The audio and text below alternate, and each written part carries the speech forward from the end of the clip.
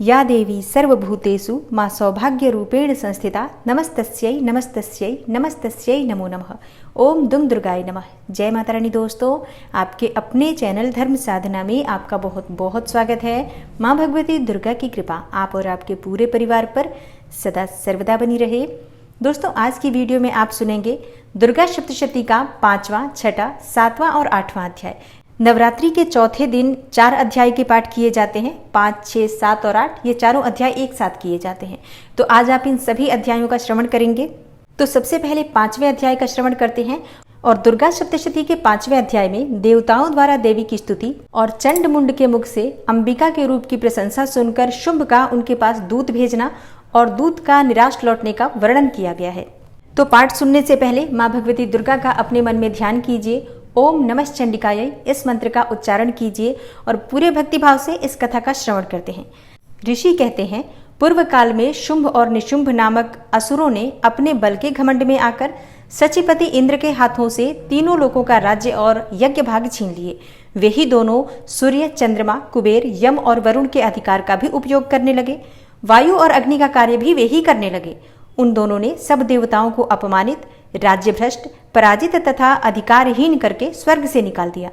तब उन दोनों महान असुरों से तिरस्कृत देवताओं ने अपराजिता देवी का स्मरण किया और सोचा, जगदम्बा ने हम लोगों को वर दिया था कि आपत्ति काल में स्मरण करने पर मैं तुम्हारी सब आपत्तियों का तत्काल नाश कर दूंगी। यह विचार कर देवता गिरिराज हिमालय पर गए और वहां भगवती विष्णु माया की स्तुति करने लगे। देवता बोले, देवी को नमस्कार है, महादेवी शिवा को सर्वदा नमस्कार है, प्रकृति एवं भद्रा को प्रणाम है। हम लोग नियम पूर्वक जगदम्बा को नमस्कार करते हैं।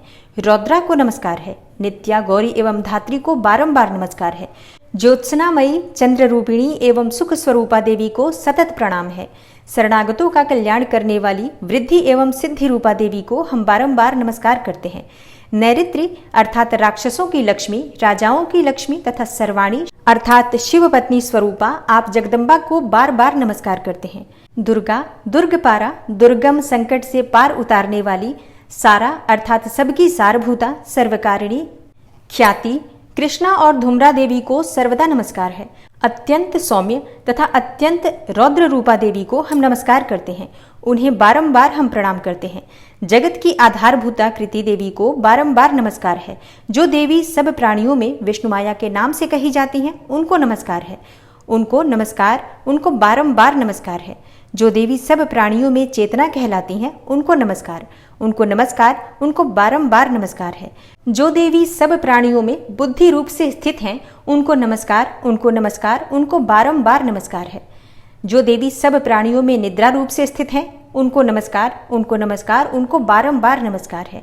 जो देवी सब प्राणियों में क्षुधा रूप से स्थित हैं, उनको नमस्कार, उनको नमस्कार, उनको बारंबार नमस्कार है। जो देवी सब प्राणियों में छाया रूप से स्थित हैं, उनको नमस्कार, उनको नमस्कार, उनको बारंबार नमस्कार है। जो देवी सब प्राणियों में शक्ति रूप से स्थित हैं, उनको नमस्कार, उनको नमस्कार, उनको बारंबार नमस्कार है। जो देवी सब प्राणियों में तृष्णा रूप से स्थित हैं, उनको नमस्कार, उनको नमस्कार, उनको बारंबार नमस्कार है।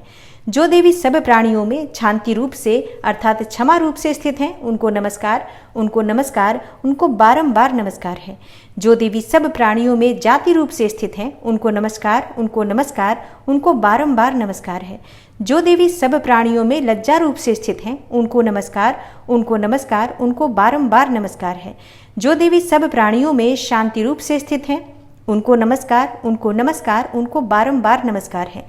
जो देवी सब प्राणियों में श्रद्धा रूप से स्थित हैं, उनको नमस्कार, उनको नमस्कार, उनको बारंबार नमस्कार है। जो देवी सब प्राणियों में कांति रूप से स्थित हैं, उनको नमस्कार, उनको नमस्कार, उनको बारंबार नमस्कार है। जो देवी सब प्राणियों में लक्ष्मी रूप से स्थित हैं, उनको नमस्कार, उनको नमस्कार, उनको बारंबार नमस्कार है।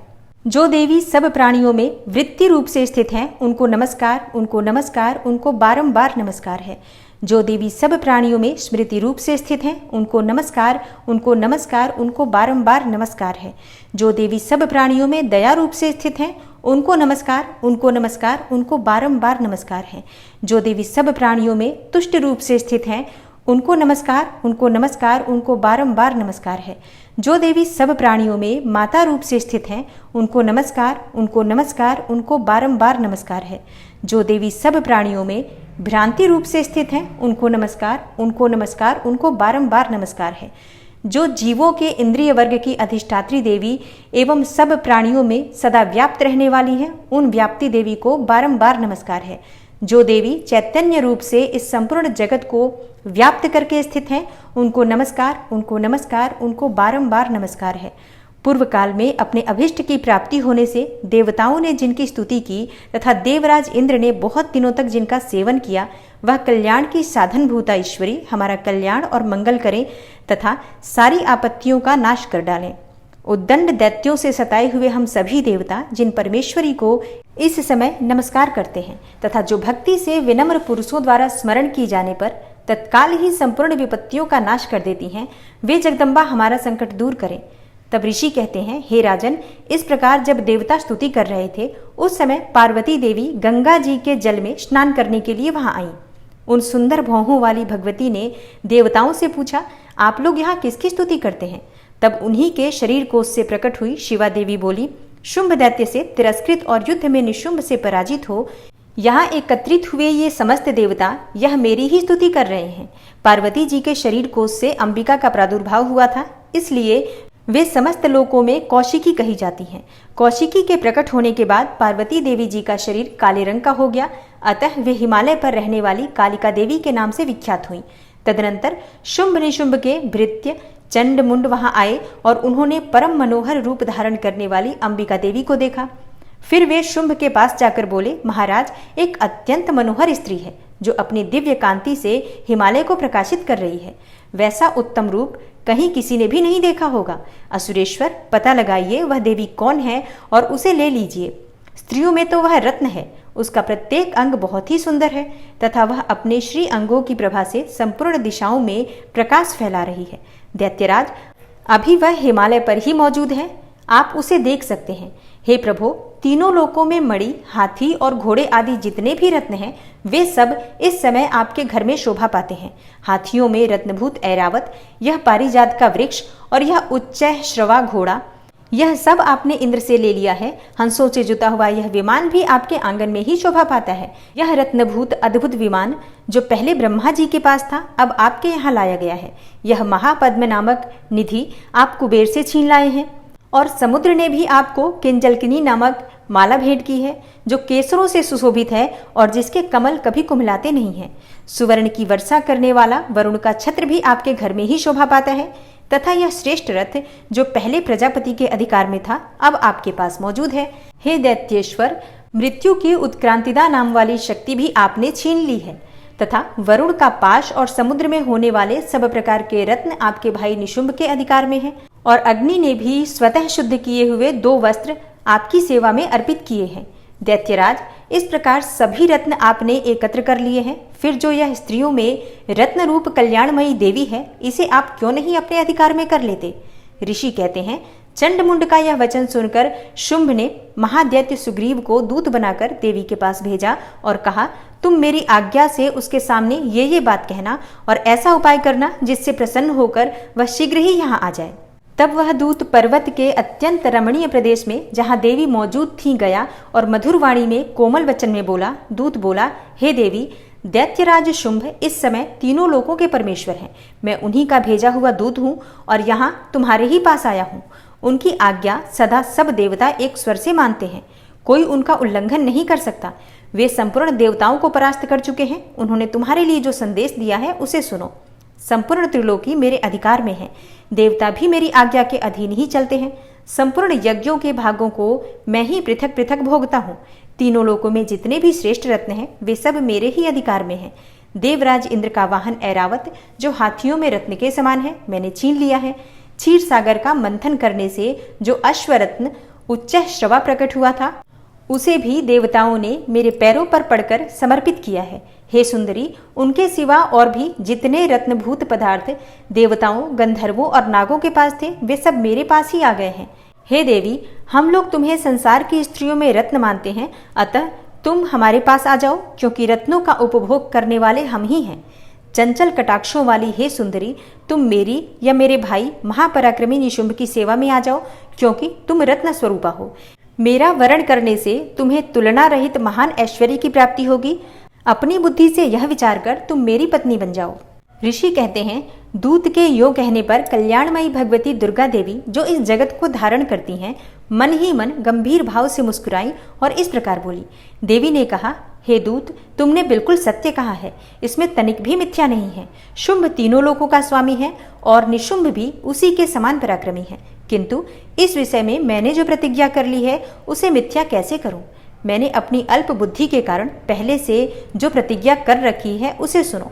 जो मुझे संग्राम में जीत लेगा, जो मेरे अभिमान को चूर्ण कर देगा तथा संसार में जो मेरे समान बलवान होगा, वही मेरा स्वामी होगा। इसलिए शुंभ तथा महादैत्य निशुंभ स्वयं ही यहाँ पधारे और मुझे जीतकर शीघ्र ही मेरा पाणी ग्रहण कर ले।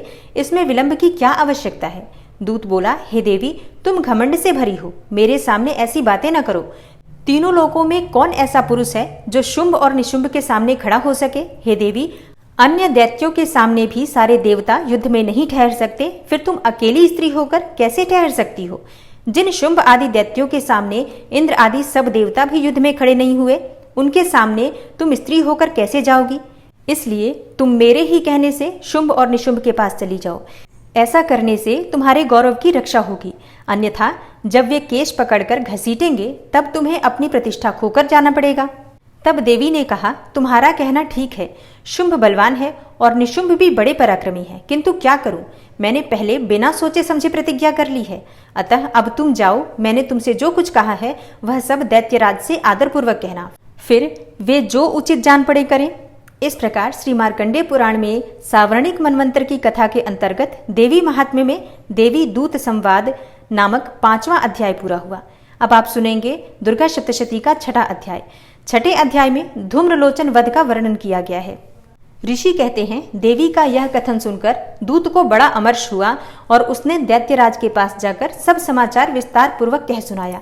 दूत के उस वचन को सुनकर दैत्यराज कुपित हो उठा और दैत्य सेनापति धूम्रलोचन से बोला, धूम्रलोचन, तुम शीघ्र अपने साथ सेना लेकर जाओ और उस दुष्टा के केश पकड़कर घसीटते हुए उसे बलपूर्वक यहाँ ले आओ। उसकी रक्षा करने के लिए यदि कोई दूसरा खड़ा हो तो वह देवता, यक्ष अथवा गंधर्व ही क्यों न हो, उसे अवश्य मार डालना।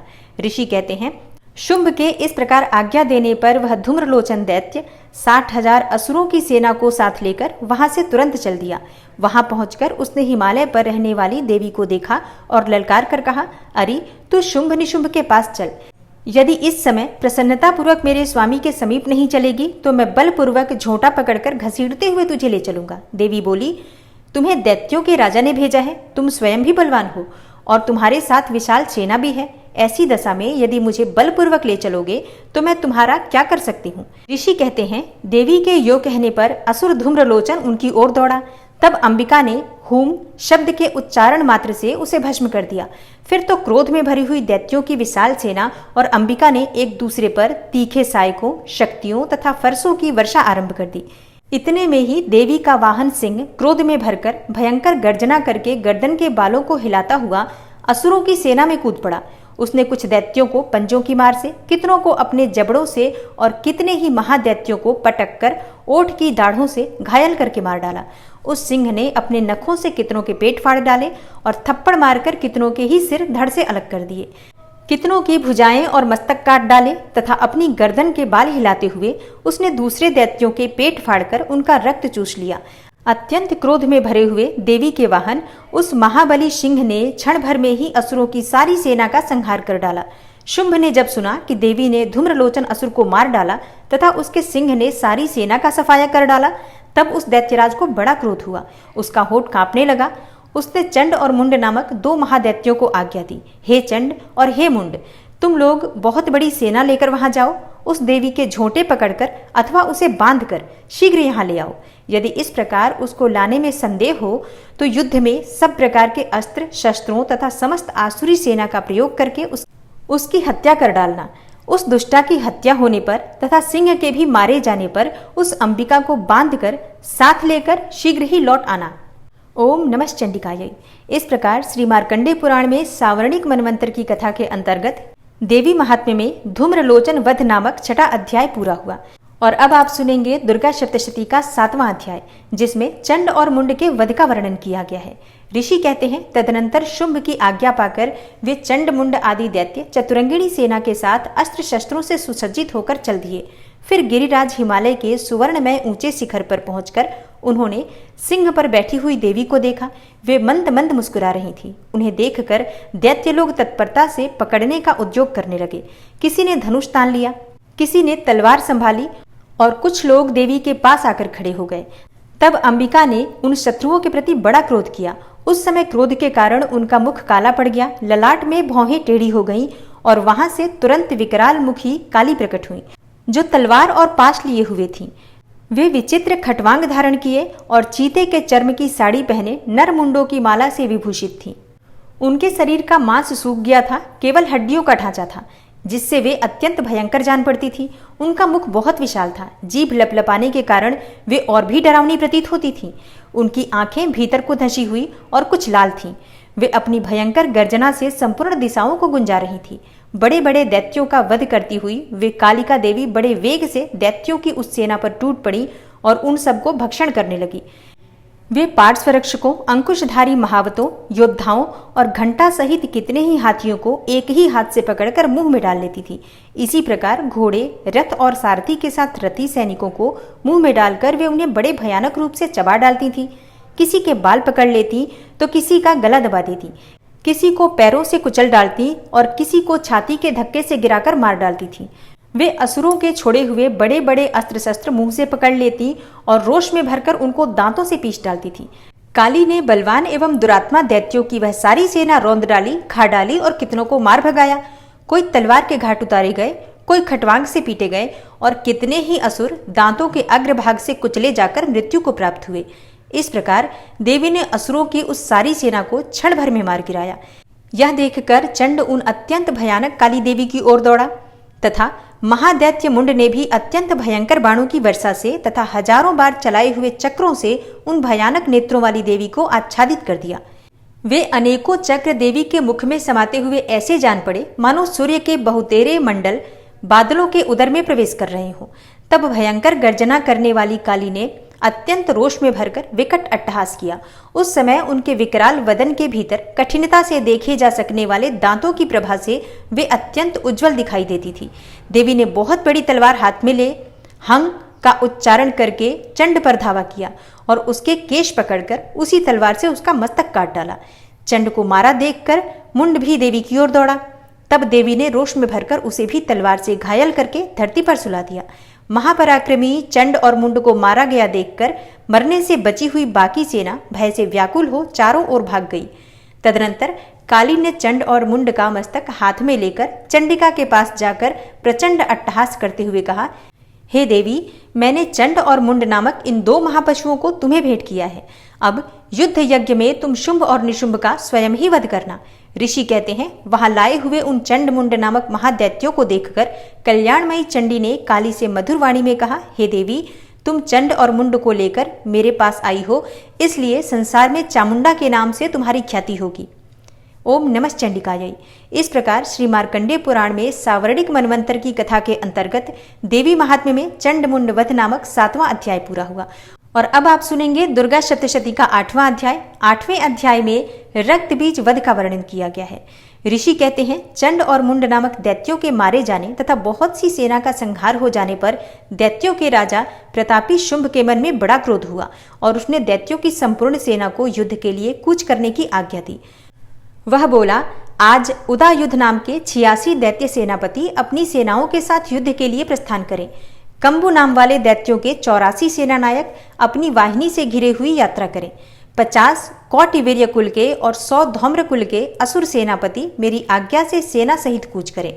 कालक, दौरहृद, मौर्य और कालकेय असुर भी युद्ध के लिए तैयार होकर मेरी आज्ञा से तुरंत प्रस्थान करें। भयानक शासन करने वाला असुर राज शुंभ इस प्रकार आज्ञा देकर सहस्त्रों बड़ी बड़ी सेनाओं के साथ युद्ध के लिए प्रस्थित हुआ। उसकी अत्यंत भयंकर सेना आती देखकर चंडिका ने अपने धनुष की टंकार से पृथ्वी और आकाश के बीच का भाग गुंजा दिया। हे राजन, तदनंतर देवी के सिंह ने भी बड़े जोर जोर से दहाड़ना आरंभ किया। फिर अंबिका ने घंटे के शब्द से उस ध्वनि को और भी बढ़ा दिया। धनुष की टंकार, सिंह की दहाड़ और घंटे की ध्वनि से संपूर्ण दिशाएं गूंज उठी। उस भयंकर शब्द से काली ने अपने विकराल मुख को और भी बढ़ा लिया तथा इस प्रकार वे विजयिनी हुई। उस तुमुल नाद को सुनकर दैत्यों की सेनाओं ने चारों ओर से आकर चंडिका देवी, सिंह तथा काली देवी को क्रोधपूर्वक घेर लिया। हे राजन, इसी बीच में असुरों के विनाश तथा देवताओं के अभ्युदय के लिए ब्रह्मा, शिव, कार्तिकेय, विष्णु तथा इंद्र आदि देवों की शक्तियां, जो अत्यंत पराक्रम और बल से संपन्न थी, उनके शरीर से निकलकर उन्हीं के रूप में चंडिका देवी के पास गईं। जिस देवता का जैसा रूप, जैसा वेश और जैसा वाहन है, ठीक वैसे ही साधनों से संपन्न हो उसकी शक्ति असुरों से युद्ध करने के लिए आई। सबसे पहले हंस युक्त विमान पर बैठी हुई, अक्षसूत्र और कमंडलू से सुशोभित ब्रह्मा जी की शक्ति उपस्थित हुई, जिसे ब्रह्माणी कहते हैं। महादेव जी की शक्ति वृषभ पर आरूढ़ हो, हाथों में श्रेष्ठ त्रिशूल धारण किए और महानाग का कंकण पहने, मस्तक में चंद्र रेखा से विभूषित होकर वहां आ पहुंची। कार्तिकेय जी की शक्ति रूपा जगदम्बिका उन्हीं का रूप धारण किए श्रेष्ठ मयूर पर आरूढ़ हो, हाथों में शक्ति लिए दैत्यों से युद्ध करने के लिए आई। और इसी प्रकार भगवान विष्णु की शक्ति गरुड़ पर विराजमान होकर शंख, चक्र, गदा, सारंग, धनुष तथा खड्ग हाथ में लिए वहां आई। अनुपम यज्ञ वाराह का रूप धारण करने वाले श्री हरि की जो शक्ति है, वह भी वाराह शरीर धारण करके वहां उपस्थित हुई। नारसिंही शक्ति भी नृसिंह के समान शरीर धारण करके वहां आई। उसकी गर्दन के बालों के झटके से आकाश के तारे बिखरे पड़ते थे। इसी प्रकार इंद्र की शक्ति वज्र हाथों में लिए गजराज ऐरावत पर बैठकर आई। उसके भी सहस्त्र नेत्र थे। इंद्र का जैसा रूप है वैसा ही उसका भी था। तदनंतर उन देव शक्तियों से घिरे हुए महादेव जी ने चंडिका से कहा, मेरी प्रसन्नता के लिए तुम शीघ्र ही इन असुरों का संहार करो। तब देवी के शरीर से अत्यंत भयानक और परम उग्र चंडिका शक्ति प्रकट हुई, जो सैकड़ों गिदड़ियों की भांति आवाज करने वाली थी। उस अपराजिता देवी ने धूमिल जटा वाले महादेव जी से कहा, हे भगवान, आप शुंभ निशुंभ के पास दूत बनकर जाइए और उन अत्यंत गर्वीले दानव शुंभ एवं निशुंभ दोनों से कहिए, और इसके साथ ही इनके अतिरिक्त भी जो दानव युद्ध के लिए वहां उपस्थित हो, उनको भी यह संदेश दीजिए, दैत्यों, यदि तुम जीवित रहना चाहते हो तो पाताल को लौट जाओ। इंद्र को त्रिलोकी का राज्य मिल जाए और देवता यज्ञ भाग का उपभोग करें, और यदि बल के घमंड में आकर तुम युद्ध की अभिलाषा रखते हो तो आओ, मेरी शिवाएं अर्थात योगिनियां तुम्हारे कच्चे मांस से तृप्त हो। चूंकि उस देवी ने भगवान शिव को दूत के कार्य में नियुक्त किया था, इसलिए वह शिवदूती के नाम से संसार में विख्यात हुई। वे महादैत्य भी भगवान शिव के मुंह से देवी के वचन सुनकर क्रोध में भर गए और जहां कात्यायनी विराजमान थी उस ओर बढ़े। तदनंतर वे दैत्य अमरस में भरकर पहले ही देवी के ऊपर बाण शक्ति और रिष्टि आदि अस्त्रों की रिष्टि करने लगे। तब देवी ने भी खेल खेल में ही धनुष की टंकार की और उससे छोड़े हुए बड़े बड़े बाणों द्वारा दैत्यों के चलाए हुए बाण, शूल, शक्ति और फरसों को काट डाला। फिर काली उनके आगे होकर शत्रुओं को शूल के प्रहार से विदीर्ण करने लगी और खटवांग से उनका कचूमर निकालती हुई रणभूमि में विचरने लगी। ब्रह्माणी भी जिस जिस ओर दौड़ती उसी ओर अपने कमंडलू का जल छिड़ककर शत्रुओं के ओज और पराक्रम को नष्ट कर देती थी।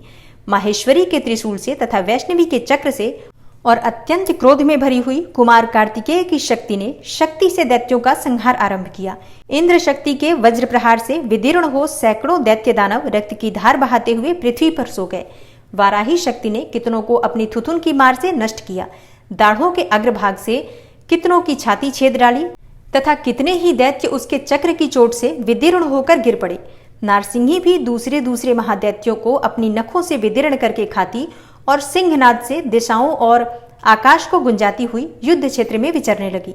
कितने ही असुर शिवदूती के प्रचंड अट्टहास से अत्यंत भयभीत हो पृथ्वी पर गिर पड़े और गिरने पर उन्हें शिवदूती ने उस समय अपना ग्रास बना लिया। इस प्रकार क्रोध में भरे हुए मातृगणों को नाना प्रकार के उपायों से बड़े बड़े असुरों का मर्दन करते देखकर दैत्य सैनिक भाग खड़े हुए। मातृगणों से पीड़ित दैत्यों को युद्ध से भागते देखकर रक्तबीज नामक महादैत्य क्रोध में भरकर युद्ध करने के लिए आया। उसके शरीर से जब रक्त की बूंद पृथ्वी पर गिरती तब उसी के समान शक्तिशाली एक दूसरा महादैत्य पृथ्वी पर पैदा हो जाता। महासुर रक्तबीज हाथ में गदा लेकर इंद्र शक्ति के साथ युद्ध करने लगा। तब ऐन्द्री ने अपने वज्र से रक्तबीज को मारा। वज्र से घायल होने पर उसके शरीर से बहुत सा रक्त चूने लगा और उससे उसी के समान रूप तथा पराक्रम वाले योद्धा उत्पन्न होने लगे। उसके शरीर से रक्त की जितनी बूंदें गिरी उतने ही पुरुष उत्पन्न हो गए। वे सब रक्त बीज के समान ही वीर्यवान, बलवान तथा पराक्रमी थे। वे रक्त से उत्पन्न होने वाले पुरुष भी अत्यंत भयंकर अस्त्र शस्त्रों का प्रहार करते हुए वहां मातृगणों के साथ घोर युद्ध करने लगे। पुनः वज्र के प्रहार से जब उसका मस्तक घायल हुआ तब रक्त बहने लगा और उससे हजारों पुरुष उत्पन्न हो गए। वैष्णवी ने युद्ध में रक्त बीज पर चक्र का प्रहार किया तथा ऐन्द्री ने उस दैत्य सेनापति को गदा से चोट पहुंचाई। वैष्णवी के चक्र से घायल होने पर उसके शरीर से जो रक्त बहा और उससे जो उसी के बराबर आकार वाले सहस्त्रों महादैत्य प्रकट हुए, उनके द्वारा संपूर्ण जगत व्याप्त हो गया। कौमारी ने शक्ति से, वाराही ने खड्ग से और माहेश्वरी ने त्रिशूल से महादैत्य रक्त बीज को घायल किया। क्रोध में भरे हुए उस महादैत्य रक्त बीज ने भी गदा से सभी मातृशक्तियों पर पृथक पृथक प्रहार किया। शक्ति और शूल आदि से अनेक बार घायल होने पर भी जो उसके शरीर से रक्त की धारा पृथ्वी पर गिरी, उससे भी निश्चय ही सैकड़ों असुर उत्पन्न हुए। इस प्रकार उस महादैत्य के रक्त से प्रकट हुए असुरों द्वारा संपूर्ण जगत व्याप्त हो गया। इससे उन देवताओं को बड़ा भय हुआ। देवताओं को उदास देखकर चंडिका ने काली से शीघ्रतापूर्वक कहा, हे चामुंडे, तुम अपना मुख और भी फैलाओ तथा मेरे शस्त्रपात से गिरने वाले रक्त बिंदुओं और उनसे उत्पन्न होने वाले महादैत्यों को तुम अपने इस उतावले मुख से खा जाओ। इस प्रकार रक्त से उत्पन्न होने वाले महादैत्यों का भक्षण करती हुई तुम इस रण में विचरती रहो। ऐसा करने से उस दैत्य का सारा रक्त क्षीण हो जाने पर वह स्वयं भी नष्ट हो जाएगा। उन भयंकर दैत्यों को जब तुम खा जाओगी तब दूसरे नए दैत्य उत्पन्न नहीं हो सकेंगे। काली से जो कहकर चंडिका देवी ने शूल से रक्त बीज को मारा और काली ने अपने मुख में उसका रक्त ले लिया। तब उसने वहां चंडिका पर गदा से प्रहार किया, किंतु उस गदापात ने देवी को तनिक भी वेदना नहीं पहुंचाई। रक्त बीज के घायल शरीर से बहुत सा रक्त गिरा, किंतु ज्यों ही वह गिरा त्यों ही चामुंडा ने उसे अपने मुख में ले लिया। रक्त गिरने से काली के मुख में जो महादैत्य उत्पन्न हुए उन्हें भी वह चट कर गई और उसने रक्त बीज का रक्त भी पी लिया। तदनंतर देवी ने रक्त बीज को, जिसका रक्त चामुंडा ने पी लिया था, वज्र, बाण, खड्ग तथा रिष्टि आदि से मार डाला। हे राजन, इस प्रकार शस्त्रों के समुदाय से आहत एवं रक्तहीन हुआ महादैत्य रक्त बीज पृथ्वी पर गिर पड़ा। हे नरेश्वर, इससे देवताओं को अनुपम हर्ष की प्राप्ति हुई और मातृगण उन असुरों के रक्तपान के मध्य से उद्धत सा होकर नृत्य करने लगा। ओम नमः चंडिकायै। इस प्रकार श्री मार्कंडेय पुराण में सावर्णिक मनवंतर की कथा के अंतर्गत देवी महात्म्य में रक्त बीज वध नामक 8वां अध्याय पूरा हुआ। दुर्गा सप्तशती का आज का अध्याय यहीं समाप्त होता है। आगे की कथा आप कल के अध्याय में सुनेंगे। आशा करती हूँ आप कल भी कथा जरूर सुनेंगे। और आज की वीडियो अगर आपको अच्छी लगी हो तो वीडियो को लाइक कीजिए, शेयर कीजिए और चैनल को सब्सक्राइब करके बेल आइकन को जरूर प्रेस कर लीजिए। इससे ये होगा कि इस चैनल पर जो नई वीडियो अपलोड होंगी उनकी नोटिफिकेशन आपको सही समय पर प्राप्त होगी। मैं मिलती हूँ आपसे अगली वीडियो में। तब तक के लिए नमस्कार।